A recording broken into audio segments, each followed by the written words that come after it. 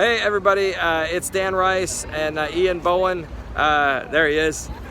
In front of the Santa Monica Pier sign. This is an iconic sign that was put up when the pier, actually not the day the pier opened, the pier opened in 1909, and it was put up sometime after, but it's an iconic sign that lots of people like to take their picture in front of. So Ian and I came up here to show it to you, because it's that time of night where you can see all the neon and it's still not completely dark yet. So we're just past the golden hour. And anyway, Ian, you were saying something about they're gonna take down this bridge. Yes, They've been talking for many years about taking down and replacing this bridge. Do you know anything about when that's supposed to start or what they're supposed to replace it with?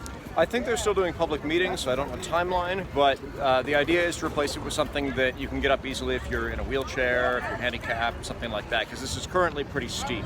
Okay, yeah, so it's a pretty steep hill, so if you've seen me walk up it on previous little films that we've done, you know I got out of breath. My buddy Rich Dinkler made fun of me because I was out of breath as I was walking up it. Rich, why don't you come do a little Facebook Live or some YouTube without your one wheel and walk up the thing, and we'll see if you can do it without getting out of breath. Yes. All right, anyway, okay, so Ian is my right-hand man on the pier. Ian, anything that you want to tell everybody here about Santa Monica and about the end of Route 66, which, by the way, the traditional end is right down at the bottom of that hill. That's where our store is, and we'll kind of walk down there so you can see how close it is to the sign. But anything you want to tell anybody else about Santa Monica or the sign? Well, this was put up by the WPA in the 1930s, and it was kind of the welcome gateway, because by that point, this had become established as a major destination. So even though this was the traditional ending of the road, people would be coming down Santa Monica Boulevard. They'd see people driving right down this ramp, right over the ocean, and they would come right over to this literal shining bright gateway, and then run right down that hill and walk down the stairs and put their feet in the water, which if it was the 1930s and you grew up on a farm in Oklahoma, you'd never seen the ocean your whole life, that was a big deal.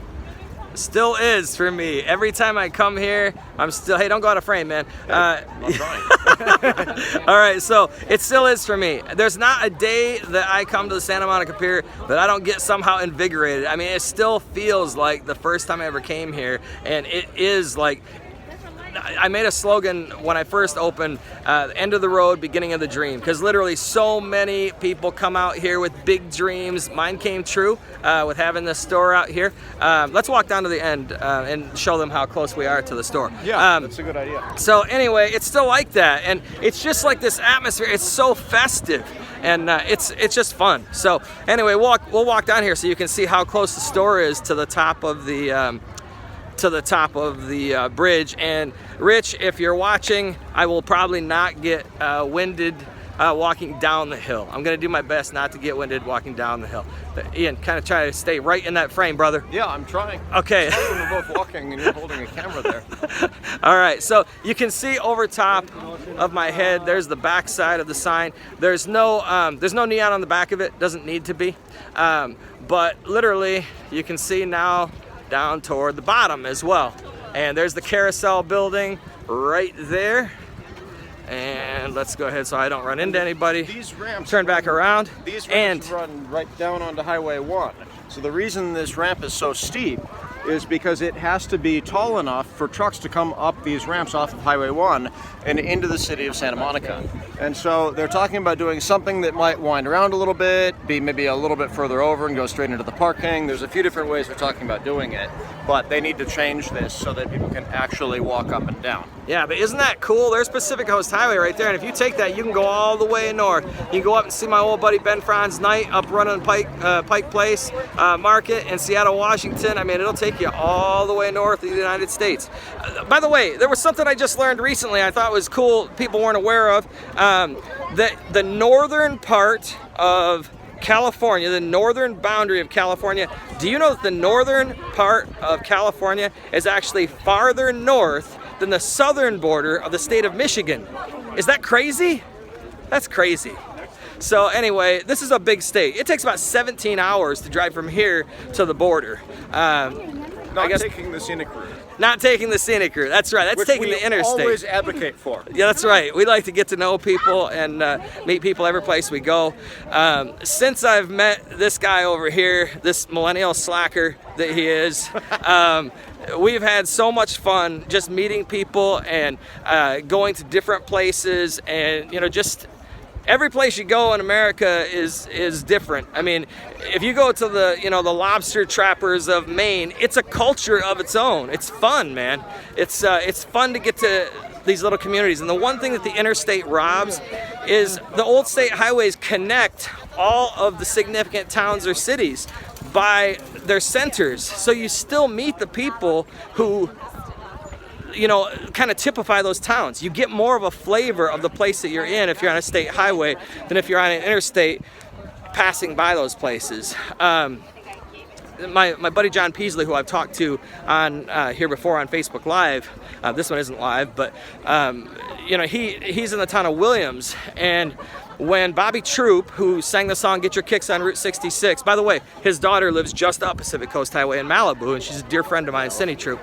When he was present for the decommissioning of Route 66 in Williams, Arizona, there was like a celebration. He was like, what is everybody celebrating? Like, this is the end of like an era. And the interstate had bypassed their town, and the town did start to kind of die. So, we want to go back to these good old days everybody talks about. Okay, well, the good old days never stopped. You just have to go into the towns and meet the people. And if you're in such a hurry that you're on the interstate, a lot of times you miss the best parts of places. So everybody wants to get on vacation, but they're in a rush to get somewhere that's nowhere. Just slow down, enjoy life a little bit. So anyway, so here we are, we're on the pier, and there's my store. So if you look up to the top of the hill, you can still see there's the sign right there. Sorry, my fingernail's kind of dirty. I was working on my house today. Anyway, there's the sign right there, and as I turn around,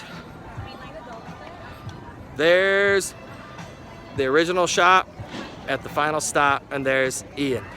And literally, this is the spot where you'd have to turn left to park. There's the parking area, and so you have to stop here. It's the end of your trip for Route 66. There's our store, and literally, if I come over here, you'll be able to see in the background, there's my end of the trail sign right down there.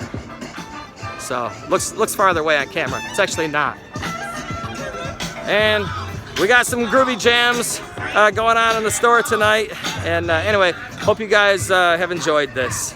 Thanks for walking along with me.